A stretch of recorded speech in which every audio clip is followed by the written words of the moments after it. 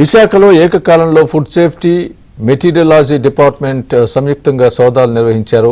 చాలా హోటల్స్లో food colour వండిన ఫుడ్ను ఫ్రిడ్జ్లో స్టోర్ చేసినట్టు తేలింది. అలాగే సరైన శుభ్రతా ప్రమాణాలు పాటించడం లేదని ప్రాథమికంగా గుర్తించారు. విశాఖ ఆల్ఫా హోటల్పై కేసు నమోదు చేశారు. దీనికి సంబంధించి మరింత సమాచారం మా ప్రతినిధి నాయుడు విశాఖ నుంచి అందిస్తారు. నాయుడు, విశాఖ నగరంలో ఫుడ్ సేఫ్టీ అధికారులు అలాగే తూనికలు కొలతల అధికారులు ఏకకాలంలో 20 చోట్ల రైడ్స్ చేస్తున్నారు. రెస్టారెంట్స్ వీటిపైన కంప్లైంట్లు ఉన్నతో ఫుడ్ సేఫ్టీ సరిగా పాటించకపోయిన వాటిపైన రైడ్స్ చేస్తున్నారు. ప్రస్తుతం అయితే మనం ఆల్ఫా హోటల్లో ఉన్నాం. ఇప్పుడు ఆల్ఫా హోటల్లో ఆల్రెడీ రైడ్ చేయడం జరిగింది. ఆ రైడ్ చేసినటువంటి అధికారులు ప్రధానంగా ఏం గుర్తించారు ఏంటి? ఇప్పుడు పూర్ణచంద్ర గారు సార్ చెప్పండి. సో ప్రధానంగా ఏం గుర్తించారు మీరు? అందరికీ నమస్కారం. ఈరోజు ఫుడ్ సేఫ్టీ కమిషనర్ గారు ఆదేశానుసారం లీగల్ మెట్రాలజీ కంట్రోల్ ఆదేశాన్ని 20 టీములు ఫామ్ చేయడం జరిగింది. 20 టీములు కూడా వివిధ రకాల హోటల్స్ టౌన్లో విశాఖపట్నం టౌన్లో ఉన్న హోటల్స్ ఇన్స్పెక్ట్ చేయడం జరుగుతుంది.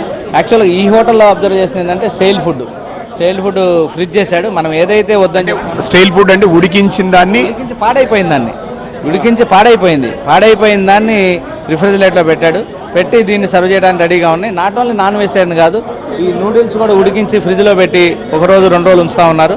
తర్వాత కలర్స్ వేశారు.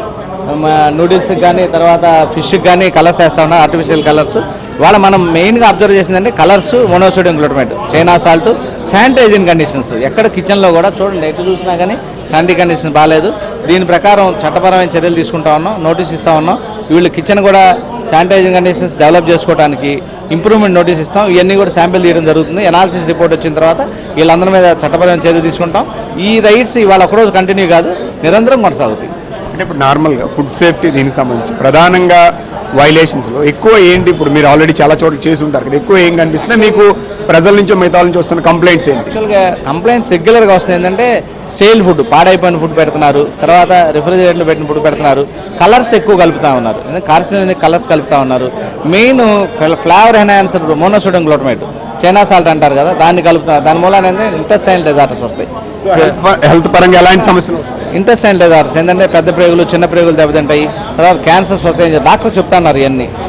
గ్యాస్ట్రోఎంటరైటిస్ వస్తూ ఉంది, మా మోషన్స్ అవుతాయి, ఇవన్నీ వస్తాయి. కాబట్టి మీ ద్వారా మేము హెచ్చరించేది ఏంటంటే రంగులు వాడద్దు, మోనోసోడియం గ్లూటమేట్ వాడద్దు, తర్వాత స్టైల్ ఫుడ్ సర్వ్ చేయొద్దు, కిచెన్స్ అన్నీ కూడా శానిటైజింగ్ కండిషన్ పాటించండి. లైసెన్స్ కండిషన్ పాటించకపోతే మాత్రం చట్టపరమైన చర్యలు తీసుకోవడం జరుగుతుంది. సార్ ప్రెసెంట్ మనం ఏం ఐడెంటిఫై చేసాం? మన ఆల్రెడీ 20 టీమ్స్ మార్కెట్లో ఉన్నాయండి డిఫరెంట్ హోటల్స్లో. లీగల్ మెట్రాలజీ పరంగా ఏంటంటే వాళ్ళు వాడుతున్నటువంటి వేయింగ్ స్కేల్స్ వెరిఫై చేశారా లేదా, సర్టిఫై చేశారా లేదా డిపార్ట్మెంట్ చేదా అనేటువంటిది మనము ఐడెంటిఫై చేస్తూ ఉన్నాము. ప్రజెంట్ ఇక్కడ మేము చూసినప్పుడు ఒక 2 వేయింగ్ స్కేల్స్ ఉన్నాయి, అవి వాళ్ళు వెరిఫై చేసి ముద్రించుకోలేదు. దాన్ని మా చట్ట ప్రకారంగా ఏం యాక్షన్ తీసుకోవాలో కేసెస్ రిజిస్టర్ చేసి ఏ విధంగా అలానే చట్టపరంగా మేము ప్రొసీడ్ అవుతాం. రెండో రోల్ ఏంటి ఉంటుందంటే వాళ్ళు టేక్అవే కౌంటర్లో ఏదైతే ఉన్నాయో అక్కడ మనం ఆర్డర్ పెట్టినప్పుడు బిర్యానీతో పాటు కోక్ కానీ వాటర్ బాటిల్స్ కానీ ఆర్డర్ పెడతాము. టేక్అవేలో ఆ బిల్లు కంటే ఎక్కువ వాళ్ళ ఎంఆర్పి కంటే ఎక్కువ ఛార్జ్ చేయడానికి లేదండి. మేము వచ్చిన వెంటనే మా ఇన్స్పెక్టర్స్ ఆ టేక్అవే బిల్స్ అన్నీ కూడా తీసుకుని వెరిఫై చేశారు. ఏవైనా ప్రైమరీగా మీకు మెట్రాలజీ పరంగా సో ఐడెంటిఫికేషన్స్ వచ్చాయి? ఇక్కడ ఒక కేసు రిజిస్టర్ చేయడం జరిగిందండి. వాళ్ళు అన్వెరిఫైడ్ స్కేల్స్ వాడుతున్నారు కాబట్టి కేసు రాస్తాము ఇక్కడ. అలాగే డిఫరెంట్ ప్లేసెస్లో జరుగుతూ ఉన్నాయి. మాకు ఇంకా ఇన్ఫర్మేషన్ రావాలన్నమాట. 20 టీముల్లో మాకు 20 ఇన్స్పెక్టర్లు కూడా ఉన్నారు, rights and legal metrology inspectors. So information మాకు ఇంకా రావాలి. ఈవినింగ్ కానీ ఒక ఐడియా ఉండదు అనమాట. పూర్తి స్థాయిలో food safety norms, weight and measurement norms పాటించాల్సినటువంటి అవసరం ఉందని అధికారులు చెప్తున్నటువంటి పరిస్థితి కనిపిస్తుంది. వీడియో జర్నలిస్ట్ సంతోష్తో నాయుడు, విశాఖపట్నం నుండి.